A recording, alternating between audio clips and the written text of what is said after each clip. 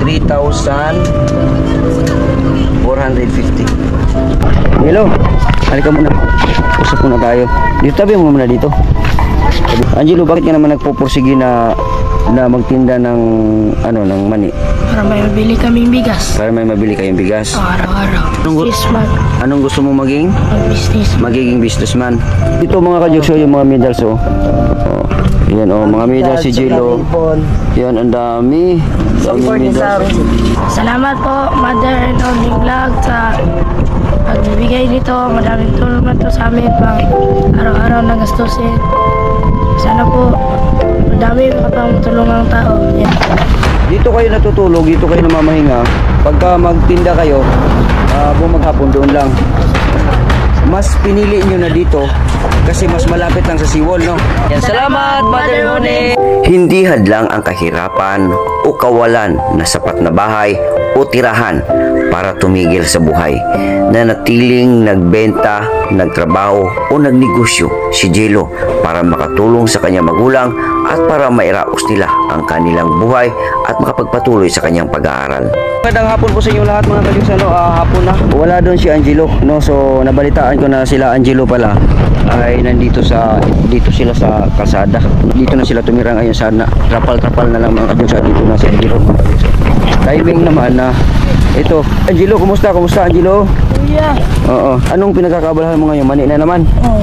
So mani na naman ang kanyang pinagkakaabalahan at kasama niya yung kanyang nanay. Nung na-vlog ko ito mga ka-jokes, nung nakaraan, ilang taong ka nun, Angelo? 9. Mga 9 mga 8, 9, gano'n no? Nagtitinda ka pa rin ng ngayon, ng tawag nito, ng chicharon. Wala na, mani na lang lahat. Magkano naman yung porsyento mo dito? Tulong ko lang to. Ha? Tulong ko sa pinanay. Tulong mo sa nanay mo? Oo. Yan, yung pa mga ka-jokes, ang dami. So puno na to, saan na ilagay yung isa? Sa kabilang So yung nanay niya meron ding ganito, yung cart na ganito. So mga kajoks, no, ito papakita ko na sa inyo mga kajoks yung bahay nila Angelo, no. Ito yung bahay nila, Yan, yung bahay nila. No, nandito lang sila sa tabing kalsada, no. At sa ngayon hapon na alas 3, nag-aasikaso na sila ng kanilang mani. So pinayagan sila ng kapitan, no, na dito na lang muna, no, pansamantala. Yung ginamit niya ngayon ay sa kanyang mama. So kailangan niya ng gulong. Asa na si mama mo? Si mama mo. Ya, pwede mo kuan. Muda yun. Ayan. Hello ate. Mayong hapon. Alala, may iro, may aso pala dito. Sa pagpasok ko sa kanilang tahanan, bumungad sa akin ang hindi inaasahan. Ang sitwasyon na hindi gustuhin ng kahit nino man. Pero dahil sa kawalan, ito'y kanilang pinagtitiisan at pinagtsatsagaan. Pag ulan dito, magtulo. Ha? Magtulo ba sa mga pag ulan, magtulo? Oo. So mga kadyos, pastilan itong sitwasyon ninyo dito. O ganyan, Dito sila mga kadyos. Pag anggi, yun, lulusot dito. Ito yung pinakahigaan nyo dito. Pero higda ni sir, naman higdaan na ni Jilo sir. Ito yung kay Jilo. Wala yung iba. Mas pinili nyo na dito kasi mas malapit lang sa Siwol, no? Malapit lang sa bahay sir. Ha? Ito lang kami. Asa na pala yung bahay nyo dati?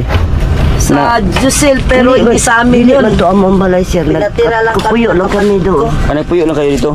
So, wala na kayo ibang mapuntahan? Wala. Dito lang talaga? Dito lang. Mawaon na. Ito na po misalain. Daplin, anak ba?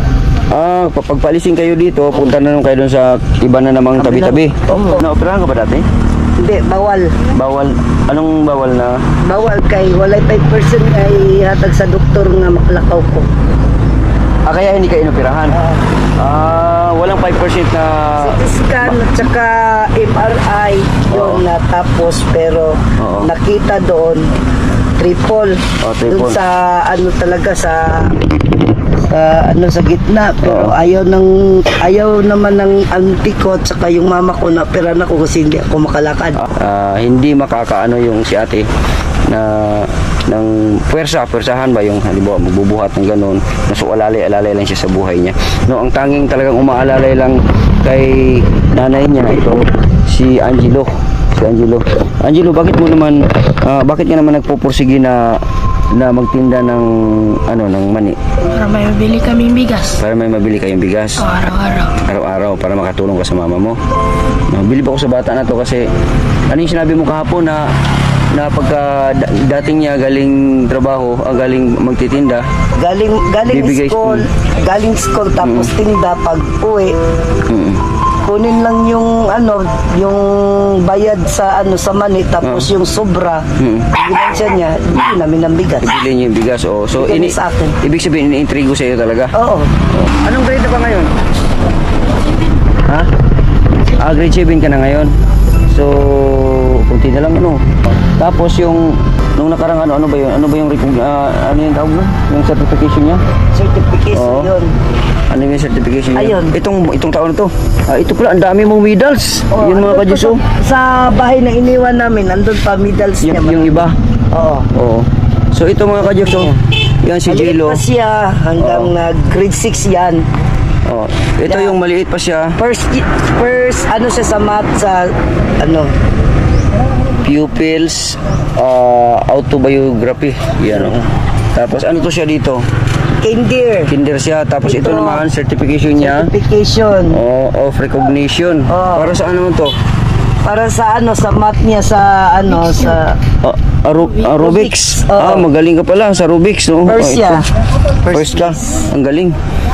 Tapos yan mga medal na yan. Isang patunay sa pagpupursige ni Jelo ay ang kanyang mga medals. Kahit saan man sila mapunta, kahit anong lugar o bahay o tirahan man sila mapunta, ito ang patunay na talagang kanyang daladala na para kung kailan kahit sino pwede niyang ipagmalaki dahil sa sipag at tiyaga, determinasyon sa kanyang pag-aaral ay nakuha niya ito. Ito mga kajukso yung mga medals Ayan mga medals si Jelo. Yan, ang dami. Simula ano to? Nung kinder o? Grade 6 lang siya. Ito, grade 6 lang to? Ito. Grade 6 lang to. Itong mga medals na to. Ang dami mga kajukso. Grade 6. Guniti sa Godong. Grade 6 lang yan. Yan ang certification niya sa grade 6 lang yan. Ang sa bahay, yung galing kinder at saka kuan. Sa kinder, lagi siyang nag-first honor. Tapos siya.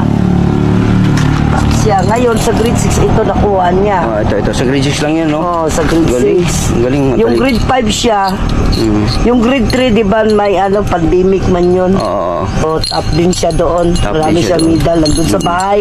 Oo. Ito, grade 6 lang to. Oo. Si Angelo, ano pangarap mo, Angelo? Hindi katapos ko businessman.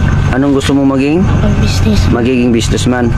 Magninegosyo ka pagdating ng panahon. Gusto mo talaga nun kasi bata ka pa, nagninegosyo ka na talaga malay natin, magagawa mo yan pagka talaga magpursige ka lang.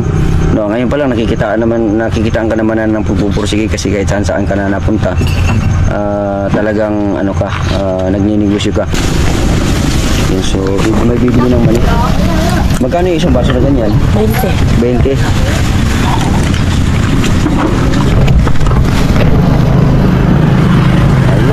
Anong bayad ko? Gusto mo wala? So ito yung cart mo. Yung kay nanay mo, dun sa kabila. Asa naman yung sa'yo, Nay? Ano ko? Yung sa kanya, yung kay nanay. Ito yung cart niya. Oo, talaga namang nagsisipag talaga sila mga kadyos na mag-anak. Ha? Ang higit mo. Matok na ko. Kanan ba? Sira na. Ayo, ano na rin yun? Pudpud pa. Ito dito, ano na rin, no? Yun. Siyak na rin, no? Yung isa ka din natin magamit. Balik na sila. So, yung kanilang cart, mga kadyos. Ilalagay dyan ngayon yung mani. Tapos dito, sisindihan. Sisindihan itong, lagyan ng uling. Tapos ito, kukulo ito. Habang kumukulo ito, nag-i-steam siya para maiinit yung tawag nun, mani. Angelo, asan yung cart mo talaga? Ito o yung may isa pang cart doon na sira? Yun yung sa'yo? Kanya yun. Ha? Sa'yo yun? Bro, iba na yun. Giba na? Anong giba doon? Yung gulong? Yung hawakan. Yung hawakan, yung patingin daw. Yun daw. So yung lagayan ng gulong, yan yung sira. Ah, maliit din mga kajik sa kanya, maliit din. Ito yung ganon. So dapat nakaganon niya siya doon. Tapos wala na rin siyang gulong. Oo, yung mga kajos yung kanyang cart. Maliit lang yung cart niya. Pinagawa niyo ba ito? Ha? Pinagawa niyo? Sa kuyo ko to, pero binigay. Binigay. Oo. Dahil hapon na, itinigil ko na ang panayam sa kanilang mag-anak dahil kailangan na ni Jello na magtinda dahil unti-unti nang dumadami ang tao. Sa puntong ito, patuloy kong sinusundan si Jello kung paano siya magbenta o maglako ng kanyang mga panindang mani. May bumili sa kanyang mga radyo. Sa unang arangkada, di kalayuan sa bahay nila, may pauna siyang customer. Ito ay ang bagong dating lang din ng mga namamasyal dito sa Seawall.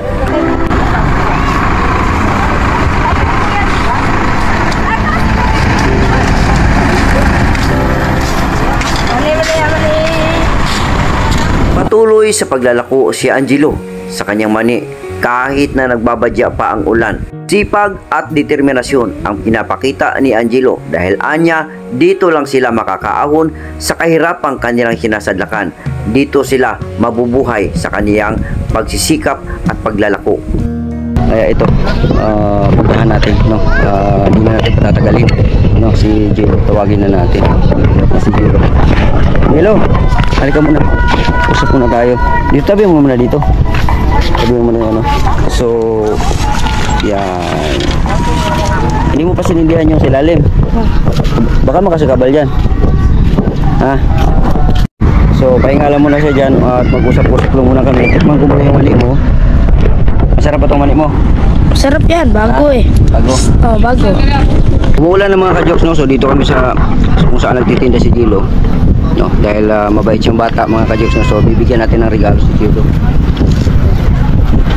Nabibigay ako sa iyo.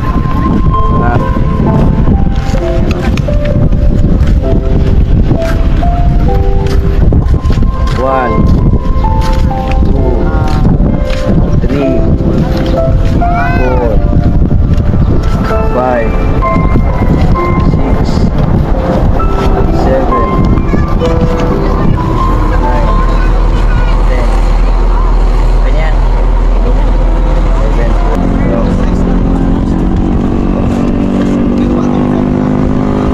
11. So ito na para sa iyo.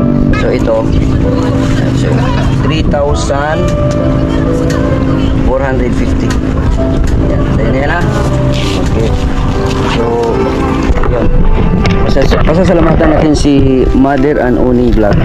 Salamat po, Mother and Owning Vlog, sa pagbibigay nito. Maraming tulong na to sa amin pang araw-araw na gastusin.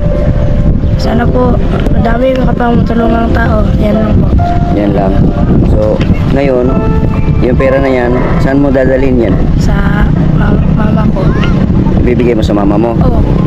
I-intrigo mo sa mama mo. Magkano na bang ano mo ngayon, na nabenta mo ngayon? 100 kape. 100 kape na. So magkano daw? Patingin daw.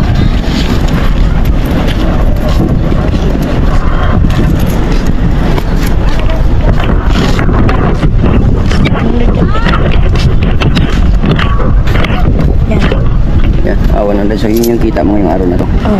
So guys, may pangdagdag ka na yan. Gamitin mo sa maayos yan ha. Ha? Yeah. Gamitin mo sa maayos at tuloy-tuloy lang sa pagtatrabaho yung pangarap mo na maging businessman. Yeah. Tuloy-tuloy mo lang yung pagsikap mo ha para makuha mo yung pangarap mo ha. Salamat yan. Ayun si Jello mga ka-Jackson, nagpapasalamat. Ayan ay, walang anuman. Basta mabait lang sa butang na parahin lang sa pagnegosyo, tapos yung pagtatrabaho mo na yan. Tuloy mo lang yung buhay mo ha. Pero muna tayo. Yan, salamat Mother Owning. Sa blessings. Yan.